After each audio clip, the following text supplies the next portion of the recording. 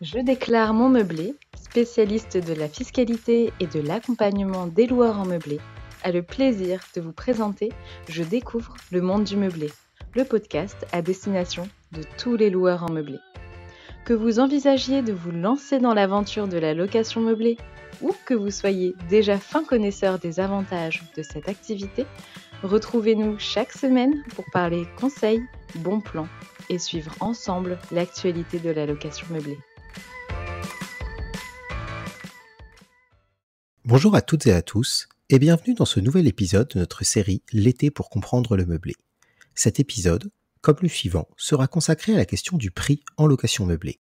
Aujourd'hui, nous nous focaliserons sur le prix en location meublée de longue durée, en reprenant tour à tour plusieurs grandes questions qui occupent bien souvent l'esprit des loueurs en meublé, telles que calculer le bon loyer, prendre garde aux éventuelles règles d'encadrement, ou encore augmenter le prix. Ainsi, notre épisode sera uniquement consacré aux biens loués en vertu d'un contrat soumis à la loi du 6 juillet 1989, soit un bail de longue durée, un bail étudiant ou un bail mobilité. Pour les locations saisonnières, il vous suffira d'attendre l'épisode suivant. Commençons donc par une question majeure, celle de la détermination du loyer en location meublée. Il est important de savoir qu'en principe, le loyer d'un meublé peut être fixé librement par le propriétaire en tenant compte de la localisation du bien et de la qualité du mobilier. Toutefois, ce principe souffre un certain nombre de limitations, dont certaines sont réglementaires, comme la règle d'encadrement des loyers si le logement se trouve en zone tendue, tandis que d'autres sont plutôt relatives à la dynamique du marché locatif dans la zone où se trouve le bien. En matière de loyer, le maître mot est la cohérence. Ainsi, vous devrez en premier lieu vous assurer que le loyer que vous envisagez de demander à vos locataires est cohérent avec la localisation du bien et le marché locatif. Pour cela, il est recommandé de se renseigner sur les loyers habituellement pratiqués dans le voisinage, en consultant bien évidemment des annonces pour des biens présentant les mêmes caractéristiques que le vôtre, notamment le nombre de pièces ainsi que leur répartition, car, encore davantage que la surface, c'est surtout l'agencement et la fonctionnalité du logement qui sont très importants en location meublée. Il est également conseillé d'envisager le potentiel de relocation du bien. Il faut en effet avoir conscience qu'en location meublée, les changements de locataires sont plus fréquents. Il est donc important de s'assurer auprès d'acteurs spécialisés dans la location meublée que le loyer envisagé, à la suite de cette première observation du marché, permettra de trouver puis retrouver facilement des locataires et d'éviter une vacance trop importante qui impacterait la rentabilité du bien. En second lieu, assurez-vous également de proposer un loyer cohérent avec le confort et la qualité des équipements présents dans le bien. Ainsi, un appartement meublé avec un mobilier moderne et homogène se loue en moyenne 15% de plus que le même bien équipé de meubles plus anciens ou d'occasion qui ne vont pas nécessairement très bien ensemble. Dans ce domaine, les pièces maîtresses sont souvent la cuisine et la salle de bain qui doivent être en parfait état, les locataires étant très sensibles à l'état de ces pièces. Au-delà du prix du loyer, l'impact de l'équipement joue également un rôle très important en amont, car les locataires sélectionnent le plus souvent leur futur logement à partir de photos sur Internet, photos qu'il convient donc de soigner en faisant attention à l'angle de prise de vue ou la luminosité. Pour louer facilement votre appartement meublé, il vous faudra donc trouver la bonne adéquation entre le quartier, le standing de l'appartement et la qualité du mobilier. Mais si ces éléments sont à prendre en compte pour fixer le loyer de n'importe quel bien meublé, il ne faudra pas omettre de respecter des règles supplémentaires qui s'appliqueront si le logement meublé est situé en zone tendue. Les zones tendues se définissent comme des parties du territoire marquées par un fort déséquilibre entre l'offre et la demande de location, dans lesquelles les prix à la location sont souvent particulièrement élevés en raison de ce déséquilibre. En conséquence, certaines règles spécifiques s'appliquent pour les bailleurs et influencent la manière de fixer ou de réviser le loyer à la relocation. La liste des communes se trouvant en zone tendue a été fixée par un décret du 10 mai 2023, modifié par un décret du 25 août de la même année.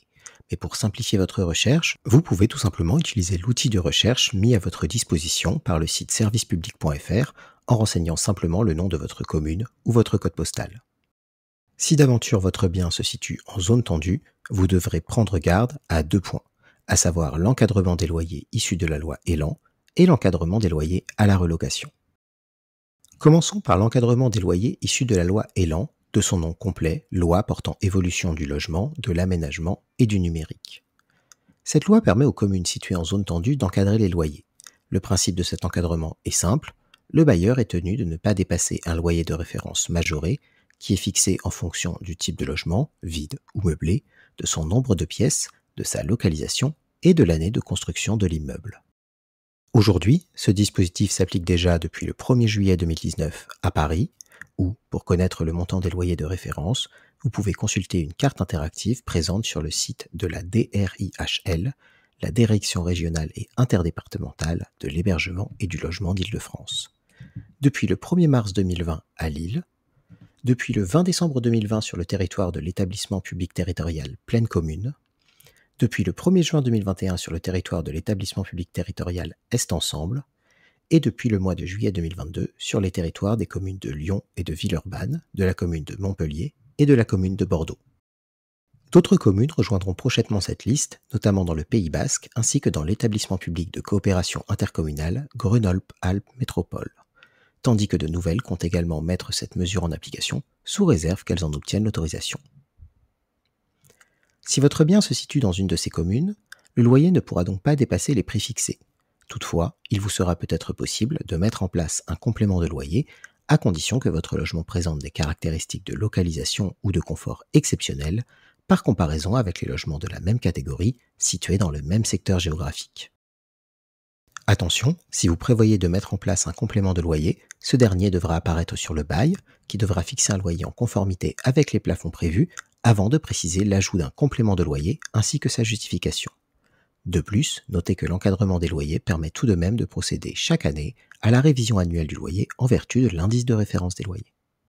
Une autre conséquence de la localisation en zone tendue est l'encadrement des loyers à la relocation qui, pour sa part, s'applique systématiquement à partir du moment où le bien se trouve dans une telle zone, sans que les communes aient besoin de le mettre en place. Cette réglementation empêche les propriétaires bailleurs de faire varier librement le montant du loyer entre deux mises en location.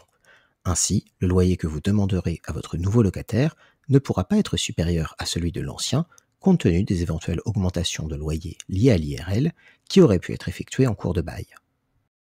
Cette règle d'encadrement des loyers à la relocation souffre néanmoins quelques exceptions dans les cas suivants.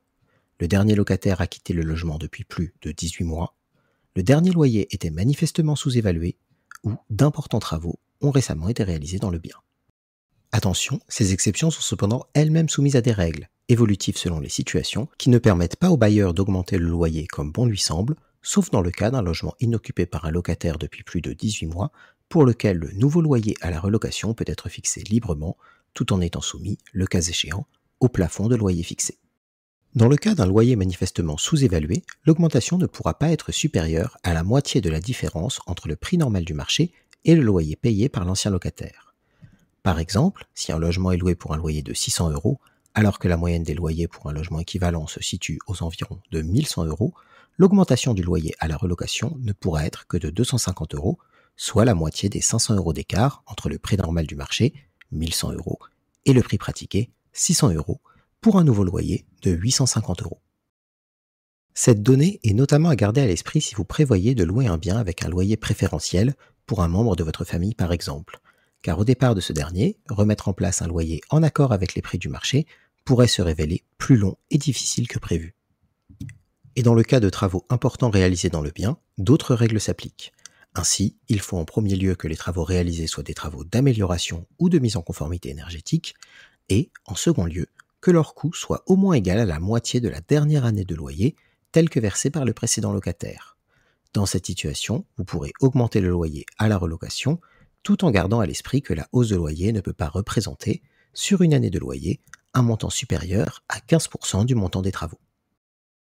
Dernier point qui nous reste à aborder lorsque l'on parle du loyer en location meublée de longue durée, la question de l'augmentation du loyer, sur lequel nous serons plus rapides puisque nous vous présentons tous les détails de cette procédure dans l'épisode 3 de notre série précédente intitulée « La relation avec son locataire », épisode qui porte à la fois sur l'augmentation de loyer et le congé donné par le bailleur. En matière d'augmentation de loyer, les 5 points clés qu'il faut garder à l'esprit sont les suivants. Premièrement, une révision de loyer n'est possible qu'à condition qu'elle soit prévue dans le bail de location. Or, il ne s'agit pas d'une mention obligatoire. Il faudra donc penser à insérer une clause de révision du loyer dans le bail afin de pouvoir valablement la demander. Deuxièmement, la révision du loyer peut intervenir à une date prévue par le contrat, mais le plus souvent il s'agit de la date anniversaire du bail. Autrement dit, une augmentation de loyer n'est possible que dans le cadre d'un bail meublé de longue durée ou dans le cadre d'un bail code civil qui doit alors en prévoir expressément toutes les conditions. Troisièmement, le calcul du loyer révisé ne peut se faire que sur la base de l'indice de référence des loyers, ou IRL, qui est un indice publié chaque trimestre par l'INSEE. Le choix du trimestre retenu pour le calcul peut être prévu par le contrat. En l'absence de précision, il suffit simplement de se référer au dernier IRL connu. Le calcul de l'augmentation se fait en multipliant le montant du loyer par l'IRL de l'année de révision, puis en divisant le résultat par l'IRL correspondant au même trimestre de l'année précédente. Attention, il convient ici de rappeler que ce calcul se fait en utilisant le montant du loyer hors charge. Quatrièmement, dans le cas d'une augmentation de loyer, il est impératif d'en informer le locataire en lui adressant une lettre recommandée avec accusé de réception qui doit préciser la date de l'augmentation, les modalités de calcul de cette dernière et le montant du nouveau loyer. Cinquièmement, une révision de loyer ne prend effet qu'au jour de sa demande et ne peut en aucun cas être rétroactive. Si elle n'est pas demandée au cours de l'année où elle aurait pu l'être, son bénéfice est donc perdu. C'est aussi l'une des raisons qui justifie d'envoyer une lettre recommandée qui permet de prouver la date de la demande. C'est sur ces derniers points d'attention que s'achève le 3e épisode de notre série consacrée au prix en location de longue durée. Nous resterons dans le même thème lors de l'épisode suivant en nous focalisant, cette fois-ci, sur la location de courte durée. Si vous avez aimé notre podcast, faites-le nous savoir et n'hésitez pas à vous rendre sur notre site internet, à nous suivre sur les réseaux sociaux ou encore à nous contacter directement par téléphone ou par mail à l'adresse contact@jedéclaremonmeublé.com.